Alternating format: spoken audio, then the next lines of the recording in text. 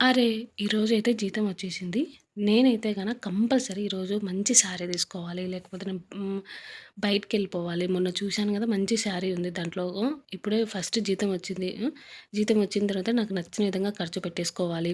అలాగే పిల్లలు కూడా మొన్న టాయ్స్ అడిగారు. అవన్నీ తీసుకోవాలి. ఇంకా పిల్లలకు ఏవో కావాలన్నారు. ఇంట్లో కూడా చాలా వస్తువులు తీసుకోవాలి. Decoration items. హ్మ్. ఇంకా చాలా ఖర్చులున్నాయి. ఇవన్నీ చేసేసుకోవాలి. నాకు నచ్చినట్టుగా బయటికెళ్ళాలి. షాపింగ్ చేసుకోవాలి. ఫుడ్ తినాలి. ఏం జీతం వచ్చింది కాబట్టి మొత్తం ఖర్చు పెట్టేసుకోవాలి అని చాలామంది ఆలోచిస్తుంటారు. ఆగండి, ఆగండి. మీరు కూడా ఇలాగే ఆలోచిస్తున్నారా? జీతం వచ్చింది కదా! ఎమ్మటే మనకు నచ్చిన విధంగా ఖర్చు పెట్టేసుకుందాం అని అనుకుంటున్నారా? ఎప్పుడూ కూడా మీరు ఇలా చేశారు అంటే జీతం వచ్చిన తర్వాత మీకు అస్సలు ఇంట్లో మనీ అనేది సేవ్ కాదు. మీకు అనవసరంగా అప్పులైతే అయితాయి. మీరు అప్పులు కాకుండా మనీ కొంచెమైనా సేవింగ్ చేసుకోవాలి అని అనుకుంటే మీరు ఈ టిప్స్ అయితే ఫాలో అయిపోండి. ఈ 5 టిప్స్ ఫాలో అయ్యాలంటే అంటే శాలరీ వచ్చిన తర్వాత ఈ 5 టిప్స్ ఫాలో అయ్యారంటే మీరు అప్పు చేయకుండా, ఎవరి దగ్గర ఒక రూపాయి అడగకుండా మీకు వచ్చిన దాంట్లో కొంచెం సేవింగ్ కూడా చేసుకుంటారు. అది ఎలాగా? అంటే ఈ వీడియో పూర్తిగా చూడండి. చూస్తే మీకు ఈజీగా అర్థమవుతుంది. ఎందుకు అంటే వీడియోను చివరి వరకు చూస్తే మీకు ఒక క్లారిటీ అయితే వస్తుందండి. నేను ఏదో పెద్ద పెద్ద టిప్స్ అయితే షేర్ చేయట్లేదు. ఇది నార్మల్‌గా అందరికీ తెలిసిన టిప్సే. బట్ మీకు ఒకసారి అయితే గుర్తు చేస్తున్నాను. చాలామంది జీతం వచ్చిన తర్వాత ముందు వాళ్ళకున్న ఖర్చులు అంటే ఫస్ట్ ఏమన్నా వాళ్ళకి నచ్చిన వస్తువులు నచ్చినటువన్నీ కొనేసేయాలి అని అనుకుంటూ ఉంటాము. అలా కాకుండా నేను చెప్పే ఈ టిప్స్ ఫాలో అయిపోండి. ఇవన్నీ అందరూ ఇంతకుముందు ఫాలో అవుతూ ఉండొచ్చు. బట్ నేను ఒకసారి అయితే గుర్తు చేస్తున్నాను. ఇక వీడియోలోకైతే వెళ్ళిపోదాం. నచ్చితే ఏం చేయాలో తెలుసు కదా! లైక్ చేయండి. ఇలాగే మా ఫ్రెండ్ కూడా జీతం వచ్చింది. వచ్చిన తర్వాత తనకు కావాల్సిన శారీసు, జ్యువెలరీ, చెప్పులు ఇంకా పిల్లలకు కావాల్సినటివి అలా అన్నీ కొనేసిందండి.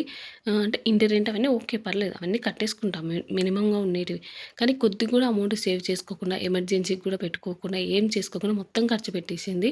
ఆహ్, ఖర్చు పెట్టిన తర్వాత ఇక మిగతా రోజులు ఉంటుంది కదా! వాటికి అమౌంట్ లేదు. అలాగే ఖర్చు పెట్టేటప్పుడు తెలీదు నెక్స్ట్ మనకేంటి అనేది. ఆ టైంలో ఆ హ్యాపీనెస్‌లో ఈజీగా ఖర్చు పెట్టేసుకుంటాము. దాని తర్వాత మిగతా రోజులకు అమౌంట్ లేదు. ఇంట్లో గడపడానికి అలాగే సడెన్‌గా పాపకు హెల్త్ బాగాలేదండి. ఫీవర్ వచ్చింది. అలాంటి టైంలో అమౌంట్ చేతిలో లేదు. ఎంత ఇబ్బందిగా ఉంటుంది చెప్పండి. ఒకరిని అడగాలంటే ఎంత కష్టము. అలా మీరు కూడా ఎప్పుడూ అలా చేయొద్దండి. నేను ఈ టిప్స్ అనేది మీతో అందుకే షేర్ చేసుకుంటున్నాను. ఎందుకు అంటే మనం మనీ ఎర్న్ చేసేది మన ఫ్యామిలీ కోసమే. ఆ ఫ్యామిలీకి హ్యాపీగా ఉండడానికి చూసుకోవడానికే కదా! అలాంటి టైంలో మనం ఫ్యామిలీ మొత్తం సపోర్ట్‌గా అంటే ఫ్యామిలీ అందరూ కలిసి మనీని సేవ్ చేసుకోవాలి. ఎక్కువ వేస్ట్ ఖర్చు అస్సలు పెట్టకూడదు. అలానే ఖర్చు పెట్టకుండా ఉండొద్దండి. ఖర్చు పెట్టుకోవాలి. కానీ మనకి ఎంత అవసరమో అంతనే పెట్టుకోవాలి. ఎవరినో చూసి మనం ఖర్చు ఎక్కువగా పెట్టుకోవాల్సిన అవసరం లేదు. మనకి ఎంత అవసరమో అంత పెట్టుకుంటే సరిపోతుంది. ఇక ఈ టిప్స్ ఏందనేది చూసేద్దాం పదండి. ఫస్ట్ వచ్చేసి ఇంటి రెంట్ అనేది మనం పే చేసేసుకోవాలి. ఫస్ట్‌లో ఎవరైనా గానీ చేసేస్తారు. కొంతమంది డిలే చేస్తుంటారు. తర్వాత కట్టొచ్చులే ఇప్పుడు ముందు దీనికంటే ముందు ఈఎంఐస్ ఉన్నాయి. ఇంకా అని. కానీ ఫస్ట్ రెంట్ కట్టేసుకుంటే మనకు సగం ప్రశాంతంగా ఉంటుంది. నెక్స్ట్ వచ్చేసి బిల్స్ ఇవే ఈఎంఐలు మనకు కట్టాల్సినటివి. అలాగే స్కూల్ ఫీజులు కొంతమంది మంత్ కూడా పే చేస్తూ ఉంటారు. అలా పే చేయడం అంటే, అలా పే చేయడం వల్ల కూడా కొంచెం బెనిఫిటే ఉంటుంది. నెక్స్ట్ వచ్చేసి వ్యాన్ ఏమన్నా స్కూల్‌కి మనం వ్యాన్‌లో పంపిస్తుంటే వ్యాన్ ఫీజు, అదే వెహికల్ ఫీజు, ఏదన్నా మీరు పిల్లలకి యాక్టివిటీస్ నేర్పిస్తుంటే వాటి ఫీజెసు, అలాగే కరెంట్ బిల్లు, ఇలాగా వాటర్ బిల్లు, గ్యాస్ ఇవన్నీ అండి చిన్న చిన్నవి ఉంటాయి కదా!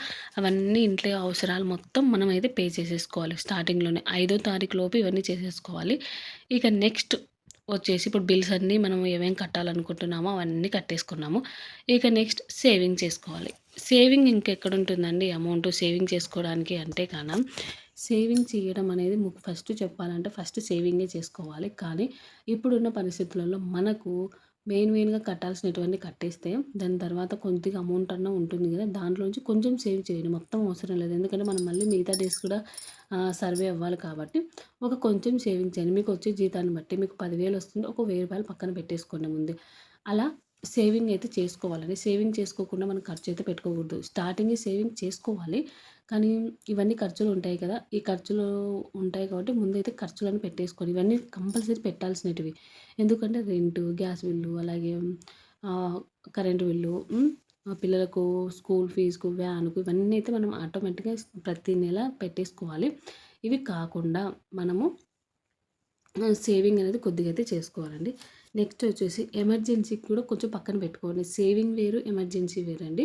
ఎమర్జెన్సీ కూడా కొద్దిగా అమౌంట్ అనేది పక్కన పెట్టుకోండి. మీరు ఎంత పెట్టుకుంటారో అనేది మీకొచ్చే సాలరీని బట్టి ఉంటుందండి. అలాగే మీకు ఎంత ఇంట్లో పరిస్థితులు ఎలా, ఎంతమంది మెంబర్స్ ఉన్నారు, ఎంత ఖర్చవుతుందనే దాన్ని బట్టి కూడా ఉంటుంది. కనీసం ఒక రూ. 500 అనేది సేవింగ్ చేసుకోండి. ఎమర్జెన్సీ ఫండ్ లాగా కూడా పెట్టుకోండి. మీకు ఎమర్జెన్సీ ఫండ్ గురించి డీటెయిలింగ్ తెలియకపోతే నేను ఆల్రెడీ వీడియో చేశాను. మీరు ఒకసారి అయితే వెళ్లి చూడండి. మీకు ఎమర్జెన్సీ ఫండ్ అంటే ఏమిటి? అసలు ఎందుకు ఉపయోగపడుతుందనేది.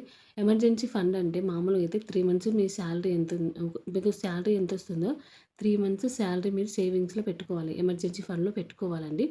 అప్పుడు మీకు ఎప్పుడైనా అత్యవసరం వచ్చినప్పుడు మీకు ఆ అమౌంట్ అనేది యూజ్ అవుతుంది. ఒకవేళ మీకు సడెన్‌గా జాబులు పోయినా, లేకపోతే హెల్త్ ఖరాబ్ అయ్యి పిల్లలకు ఎవరికైనా గానీ ఫ్యామిలీ మెంబర్స్‌లో వాళ్ళకి అవసరమైనప్పుడు ఈ ఎమర్జెన్సీ ఫండ్ అనేది యూజ్ అవుతుంది.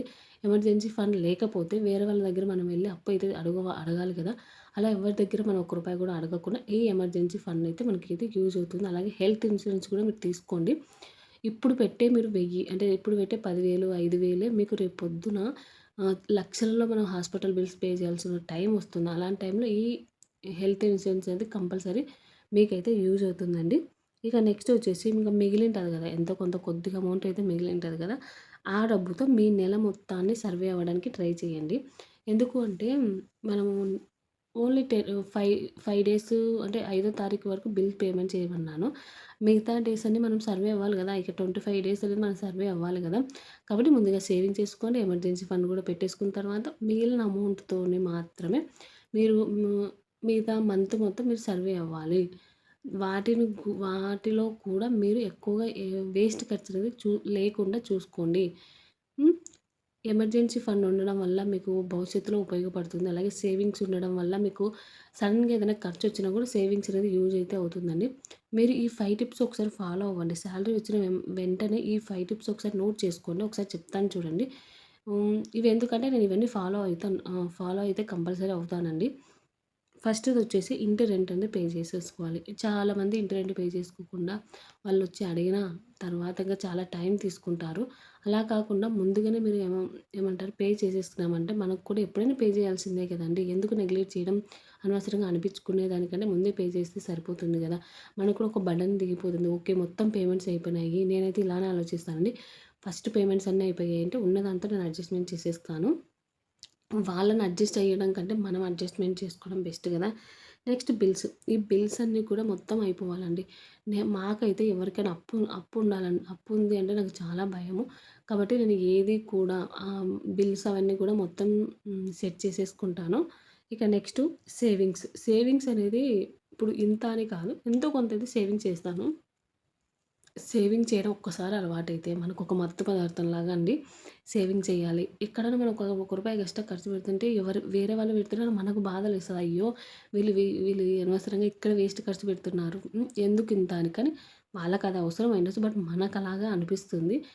ఇక నెక్స్ట్ ఎమర్జెన్సీ కూడా కొంచెం అమౌంట్ అనేది తీసుకోవాలి. ఎమర్జెన్సీ ఫండ్ అనేది చాలా చాలా ఇంపార్టెంట్ అండి. హెల్త్ ఇన్సూరెన్స్ ఎంత ఇంపార్టెంటో ఎమర్జెన్సీ ఫండ్ కూడా అంతే ఇంపార్టెంట్. చాలామందికి తెలీదిప్పుడు. మిడిల్ క్లాస్ ఫ్యామిలీస్‌కైతే అస్సలు తెలియనే తెలియదండి ఎమర్జెన్సీ ఫండ్ గురించి. ఏదో శాలరీ వస్తుంది. ముఖ్యంగా ఇప్పుడున్న పరిస్థితులలో అయితే సిటీస్‌లలో అయితే అస్సలకి జీతంతో సర్వే అవ్వడం చాలా చాలా కష్టం. కానీ మనము ఎక్కడున్నామనేది కాదండి. ఎంత జీతం వస్తుందనేది కాదు. కొంచెం మన మైండ్ అనేది సేవింగ్ మైండ్ ఉందనుకోండి. ఎంతో కొంత సేవింగ్ చేస్తాం. ఇప్పుడు 1,00,000 వచ్చేతోడు 10,000 సేవ్ చేసినప్పుడు మనం 10,000 వచ్చేతోలం ఒక 500 సేవ్ చేసుకోలేమా చెప్పండి? ఈజీగా వాళ్ళకు 1,00,000 వచ్చేతోళ్ళకు 10,000 ఎక్కువ. మనకు 10,000 వచ్చేతోళ్ళకు 500 ఎక్కువనే కదా సేవింగ్ అనేది. కాబట్టి ఎవరికొచ్చినంత వాళ్ళు సేవింగ్ చేసుకోవాలి. ఇప్పుడు మాకు జీతం ఎక్కువ అంటే మా దగ్గర డబ్బులుండవండి. మాకు జీతం తక్కువొస్తుంది. మేము ఎలా సేవ్ చేయాలని. కానీ ఒక్కసారి ఆలోచించండి. సేవింగ్ చేయాలి అనుకుంటే రూ. 10 సేవ్ చేయండి చాలు. ఒక నెల 10, నెక్స్ట్ మంత్ 20, తర్వాత 30 అలాగే మీకే తెలుస్తుంది. ఓకే. మనం సేవింగ్ చేయడం ఒకసారి స్టార్ట్ చేస్తే ఆటోమేటిక్‌గా అమౌంట్ అనేది ఎక్కువగా సేవింగ్ అయితే చేసుకుంటూ వెళ్ళిపోతూ ఉంటాము. మీకు సేవింగ్ అలవాటు కావడానికి కొన్ని టిప్స్ అయితే మీకు కావాలి అంటే గనక కామెంట్ చేయండి. నేను నెక్స్ట్ వీడియోలో షేర్ చేస్తాను. ప్రతి ఒక్కరూ సేవింగ్ అనేది కంపల్సరీ చేయాలి. సేవింగ్ చేయమన్నాం కదా అని ఏం తినకుండా, అలాగే ఎటువంటి ఖర్చులు పెట్టకుండా, ఓన్లీ సేవింగ్, సేవింగ్, సేవింగ్ అని పిసినారి అంటాను చూడండి. అలా ఉండొద్దండి. మనకి ఎంత అవసరమో అంత ఖర్చు పెట్టుకోవాలి. ఏది అవసరమో అది అంతవరకు ఖర్చు పెట్టుకోవాలి. అతిగా అనేది ఏది పెట్టుకోకూడదండి. అలాగే వేరే వాళ్ళకున్నాయి మనకు కావాలి. వేరే వాళ్ళ మీద ద్వేషంతో, అసూయతో మనకు అన్నీ కావాలని చెప్పి మన దగ్గర అమౌంట్ లేకున్నా కూడా కొంతమందయితే అప్పు చేసి మరీ కొంటారు. ఎందుకు కొంటారో తెలీదు. అప్పు చేసి కొని వాళ్ళకి చూపించాల్సిన అవసరం మనకేముంది చెప్పండి? మన హ్యాపీనెస్ మనకుండాలి. అంతే తప్ప వేరే వాళ్ళ కోసం మనం ఎక్స్‌పోజ్ అవ్వాల్సిన అవసరం లేదు. ఇక వీడియో అయితే ఇంతటితో ఎండ్ చేస్తున్నానండి. మీకు నచ్చింది కదా! మీరు కూడా ఇలాంటి సేవింగ్స్ అనేది చేయండి. ఈ జీతం వచ్చిన తర్వాత రోజే ఫస్ట్ రోజే చేసేసుకోండి. ఈ 5 పనులు చేయడం ద్వారా మీకు మనీ అనేది కంపల్సరీ సేవ్ అవుతుంది. నేను చెప్పే టిప్స్ అని మీరు ఫాలో అవ్వాలండి. జస్ట్ వినడం కాదు. అవ్వండి. ఫాలో అయితే మీకు ఈజీగా మనీ అనేది సేవ్ అవుతుంది. మీలో ఎంతమంది ఈ టిప్స్ అనేది ఫాలో అవుతున్నారో కామెంట్‌లో కామెంట్ చేయండి. దీంట్లో నాకు తెలిసి ఫస్ట్ రెంట్, బిల్లులు అయితే పేమెంట్ అయితే ఎవరైనా చేసేసుకుంటామో అంటే మాక్సిమం 50% అనేది చేసేసుకుంటాము. తర్వాత సేవింగ్స్ ఉండదు. ఎమర్జెన్సీ ఫండ్ అనేది ఉండదండి. కాబట్టి మీరు సేవింగ్స్, ఎమర్జెన్సీ ఫండ్ కూడా కంపల్సరీ యాడ్ చేసుకోండి. ఇక వీడియో అయితే ఇంతటితో ఎండ్ చేస్తున్నాను. నచ్చితే గనుక లైక్ చేయండి. మీ లైకే నాకు చాలా మోటివేషన్‌గా ఉంటుంది. Thank you.